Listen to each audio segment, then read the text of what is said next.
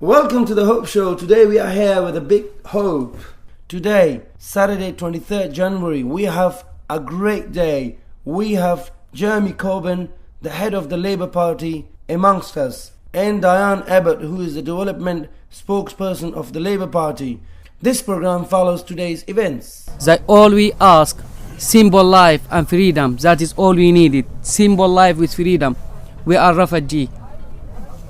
And if that's guaranteed here, we are happy to be in here, even in this jungle. But we know that there is no respect and no dignity and no normal life in here. I'm wondering where is human right here in Europe. More than 6,000 people are living here in the camp just because they have left their countries. They are here not on their free will. They are here because of the persecution they have in their countries, because of the war, state of war going on in their countries.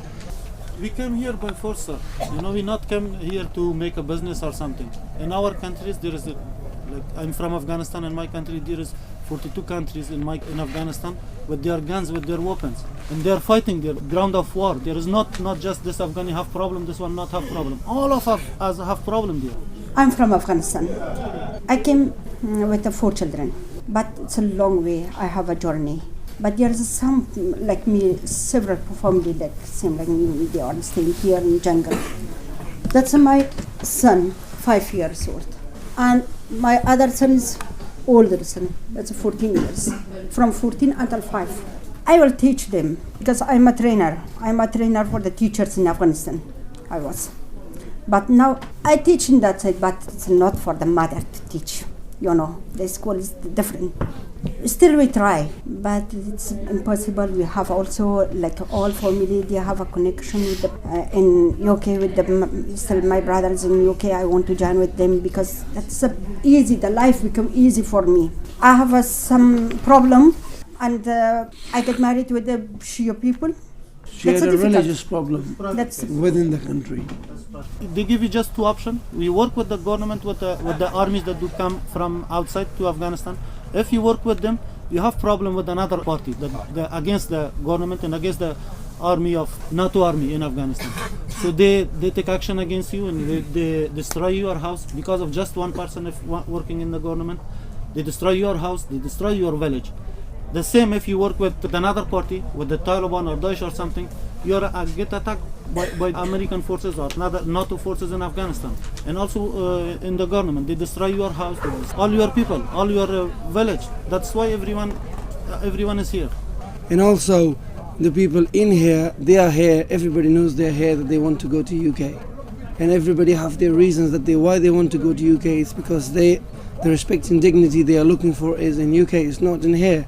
Because the way they are getting treated, the amount of volunteers we have in here, or the way the local help or support from local government or local organizations or local people is very, very small.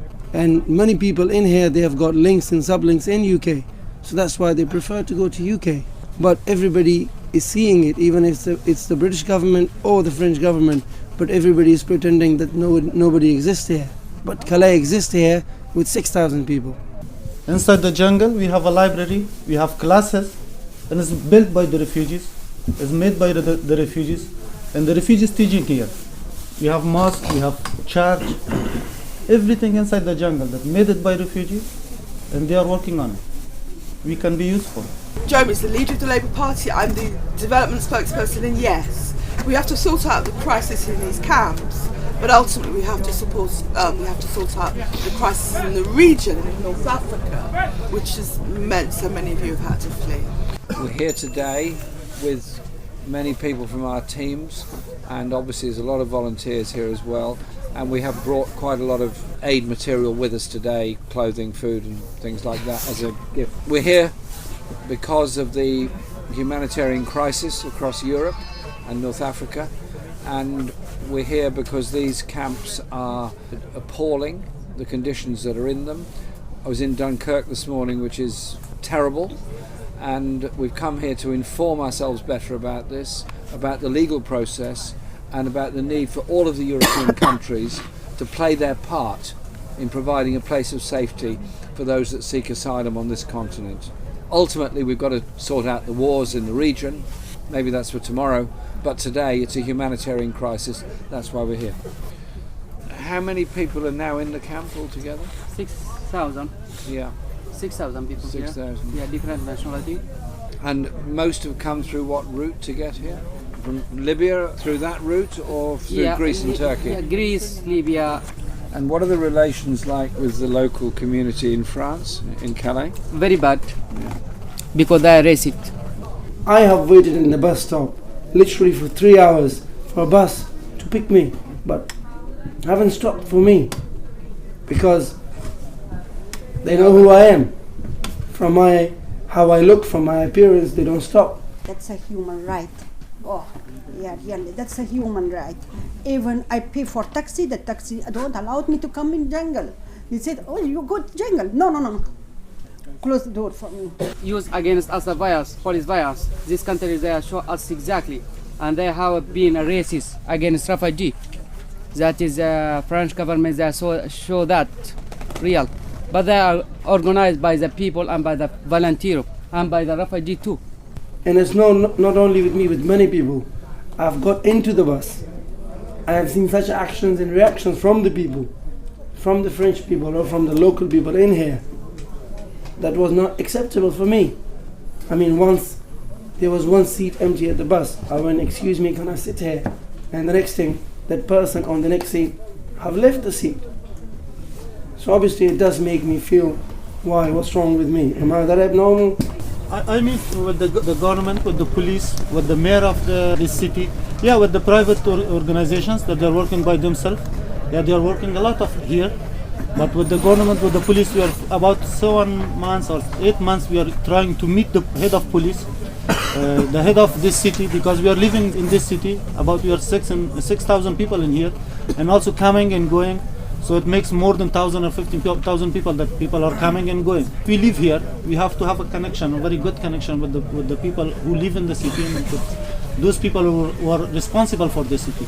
We have to have a connection. We try to talk with them, but they are still not make any program to meet us. And just one time we meet the police to come and they say just order it. They came here, the head of police of the local. They come and they just order it. We want to cut this area of the jungle, and you couldn't say anything. You just say yeah, and they order it. Come for order, not to talk with us. Police are using here. What they're using is, they used to use tear gas, but now they're using rubber bullets. They're hitting people directly with the rubber bullets. And also they're using, in this cold weather, they're using water cannons. And they beat them as well on some occasions. And many people are in the camp that they have been hit with a rubber bullet on their foreheads, on their face, on their body, many.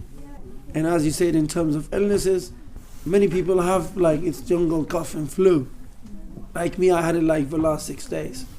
In terms of weather, I used to live in tent, but now last 2 weeks I've got a shelter, a wooden shelter. But still, the weather is too cold. And not last night, about 3 nights ago, I was just covered with 2-3 blankets. And I woke up in the morning, even I had a little heater from somebody, and it was even on. When I woke up in the morning, there was some water in a plate that was frozen inside my room. And then I was thinking, how about the people who are living in the tents? Then I was thinking, how about these little kids?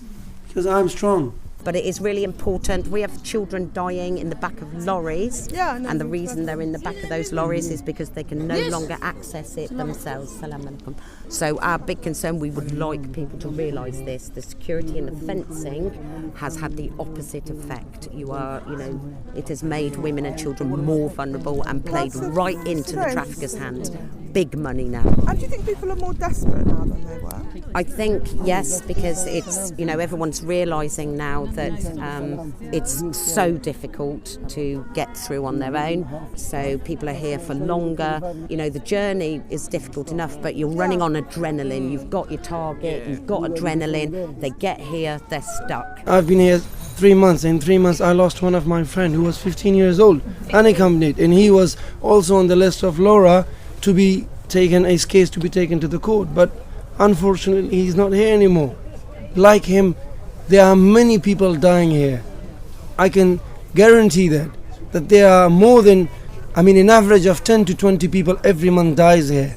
But it's undercover everything. No media, nothing knows about it.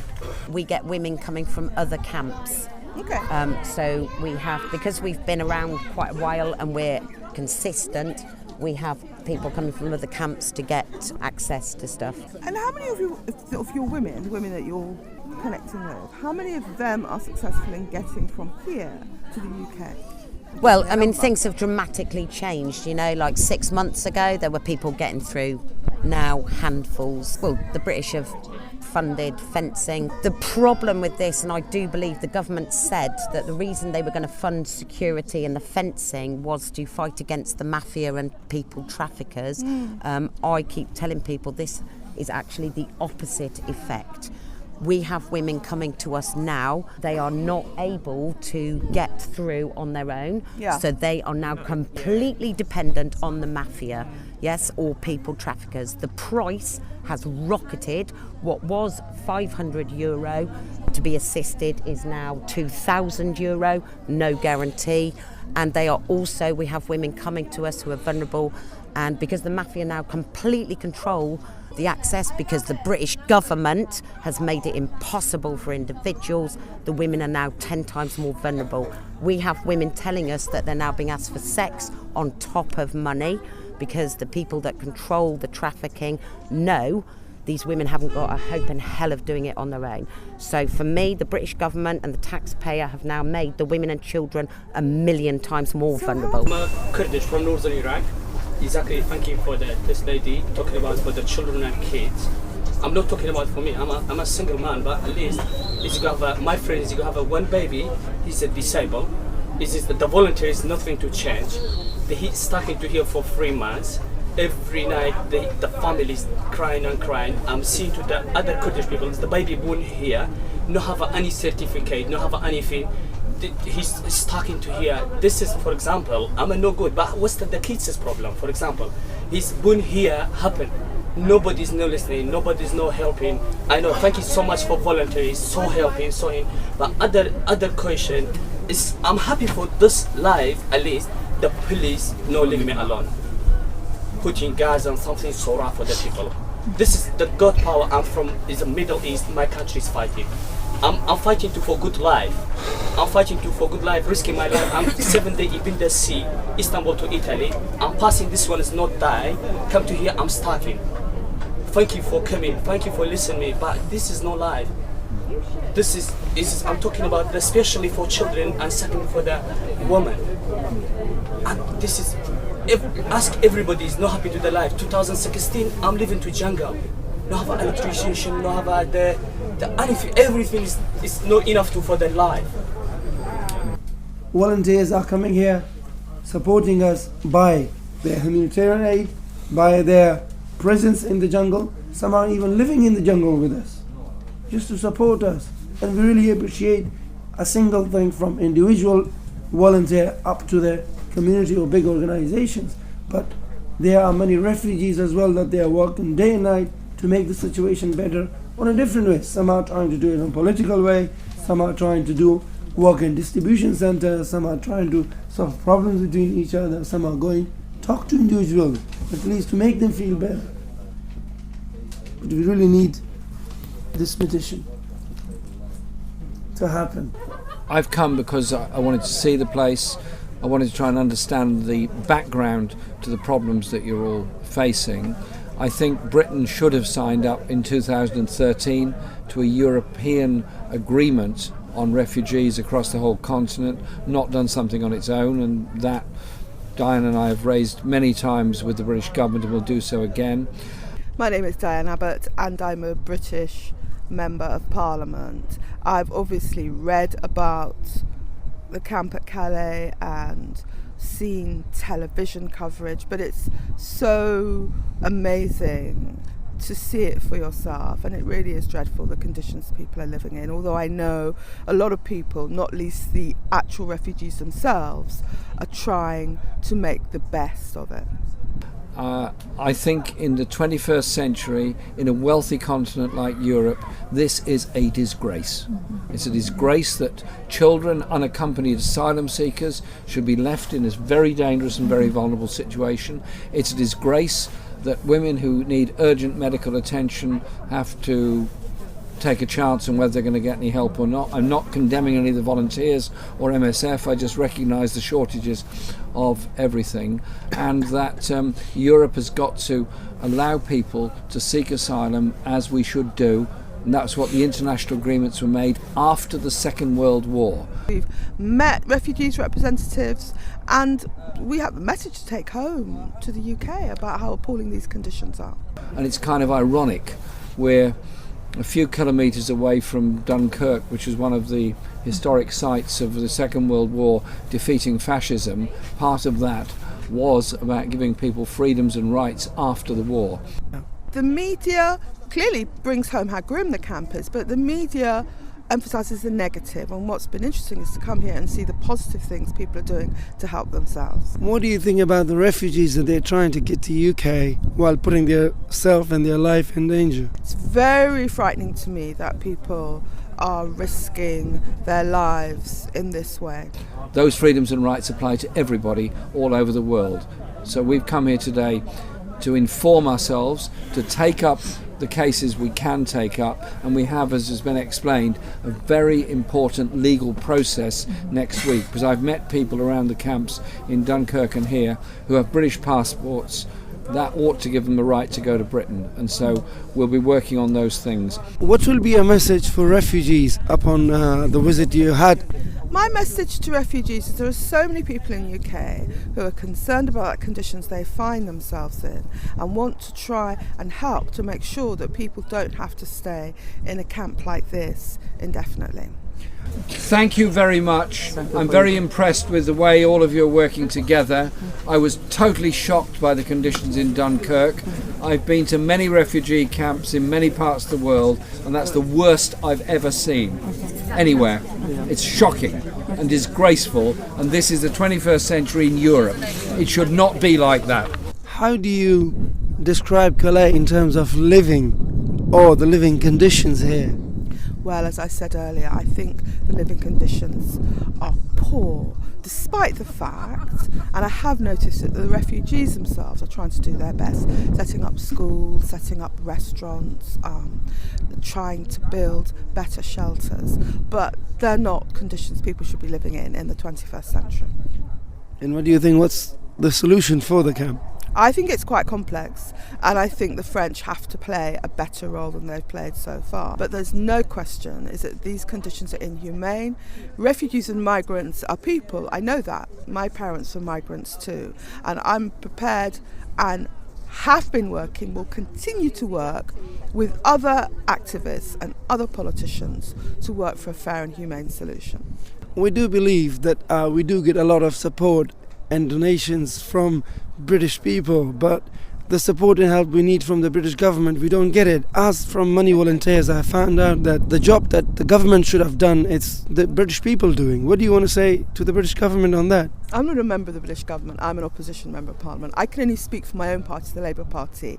We're very concerned about the plight of the MPs. The leader of my party is, I think, going to be visiting this camp. We want to call for a fair and humane solution to the issues in the jungle at Calais. As the people in here are only 30 miles away from Britain and they are just at the Britain's doorstep, do you think that Conservatives or the people who are currently in the government, do you need to think they need to really do something better about it? We also need to think about the role of the people smugglers, though, because I think people have been encouraged by the people smugglers to pass over huge sums of money, and this is partly responsible for the plight they find themselves in. Yeah, but the way they are putting the fences to do have their control, but even people are crossing and they are making it to UK, but also on the other hand they are kind of giving more empowerment to the smugglers in here. The British government is the one who is really responsible for it, I think. I think there's a real issue with the people smugglers. Going around the camp today, members of my team have been talking to individual refugees, and I think that one of the messages I want to take back to the UK is how appalling the conditions are, and something must be done. But also we need to do more to bear down on the people smugglers who are making ridiculous sums of money and are partly complicit for such human misery. Coming here has taught me a great deal today, and I have to say thank you to all of you, and for the very dignified and respectful way everybody has behaved towards us today. It's been quite an eye-opener to me in many ways, and we'll do all we can to deal with this humanitarian crisis as fellow human beings. Thank you for listening and being with the Hope Show.